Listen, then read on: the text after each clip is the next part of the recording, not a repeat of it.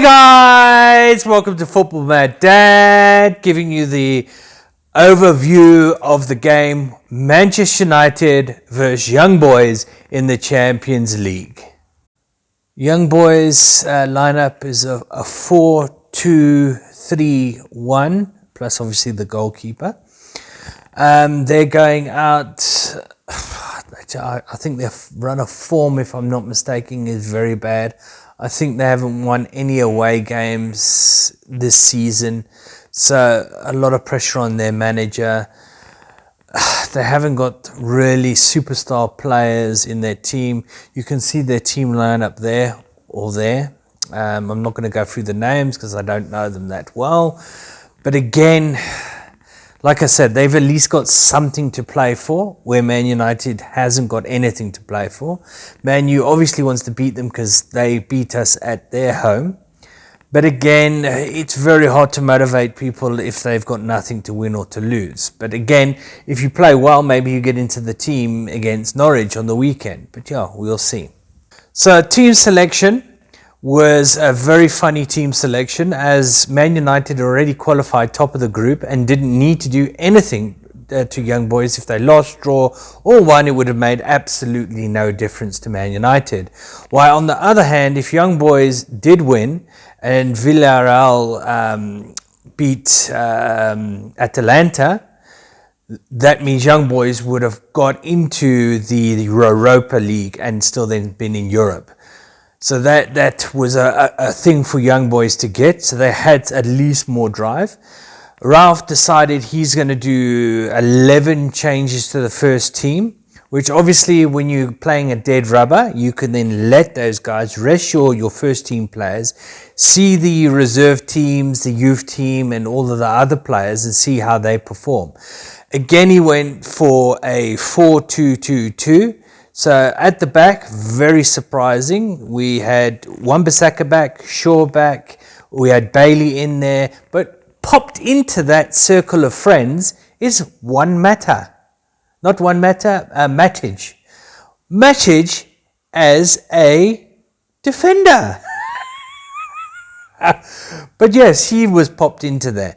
Then we had our first two, which was Donny, and I think Juan Mata was basically the first line of midfield, and you can say a holding midfield as well.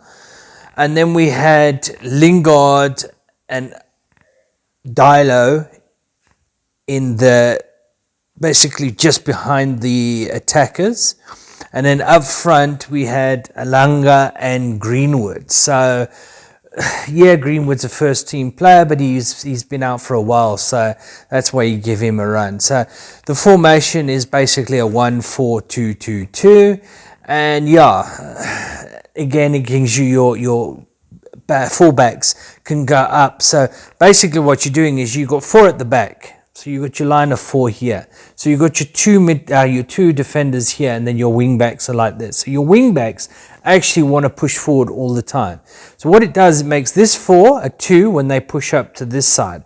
Then again, to cross in the balls, they push up. So then you've actually got a 4 attack, or a 4 in midfield, or a 4 at back. So it's a very clever system where you can actually use the width of the pitch and actually then press and have a team of 2 players at any given stage with another 2 that can come and bomb forward. So I think it's a very, very good position. So first half, we're playing at Old Trafford. First half, on the first 30 minutes, Man United played okay. They didn't play too bad. You could see that they haven't played together, but they had control of the game, which was fantastic. Then, what's his name, comes herring down the wing, Shaw, crosses the ball in, and a fantastic goal by Mason Greenwood.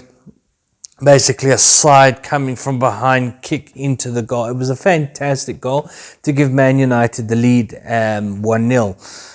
Then a few other substitutes happened, I think, in the first half. Man United then started losing vision, focus, and you could see young boys getting more and more into the game until a mistake by Donny passing to Wan-Bissaka that was half asleep. They then got the ball, and I think it's Rieder curled it in. Very, very, very good goal again to make it 1-1. And then the first half ended basically 1-1. There was 2 or 3 great chances for Man United to score and put this game way out. I mean, they broke the defence so many times. I think it was 3 times they broke the defence in the first half. And they played the last pass to no one. It confused. They didn't shoot. They just, it was an absolute, I couldn't even name it. So the half ended 1-1. Second half was much of the same as the first, except for Man United wasn't in the game whatsoever. More of attack from young boys trying to get the second goal, trying to get the win. Man United looked like an exhibition game. They did all their substitution. They even substituted the goalkeeper, which was, you don't see that often when the goalkeeper's not injured and you just take your goalkeeper off. But again, he wanted to give the players a run out. Not much happened in the second half where it comes to Man United. Again, young boys could have scored, could have made it 2-1. They didn't. The game ended 1-1. And at the end of it, I think Ralph got what he wanted out of the game. And man of the match on my side, for Man United, very difficult. Shaw had a good game, but he was taken off halfway. Donny had an average game. Bailey had an average game. I would say probably Greenwood will probably get the man of the match for me for Man United. Otherwise, yeah, it was not fantastic, and I don't think the manager was too happy after the game as well. When he did his press conference, he was not at all happy, saying he told the players before the game, do not play in the lines and short passes when you're in your half, which they did, which led to the goal. So he was very, very angry. I thought he was going to get out his hammer and do a Wreck-It Ralph, you know. I'm going to fix it. I'm going to wreck it. You know, fix it Felix. But anyway, thanks for watching, guys. Please give your comments below. Don't forget to subscribe. Follow us on Instagram, Facebook, and TikTok. And cheers!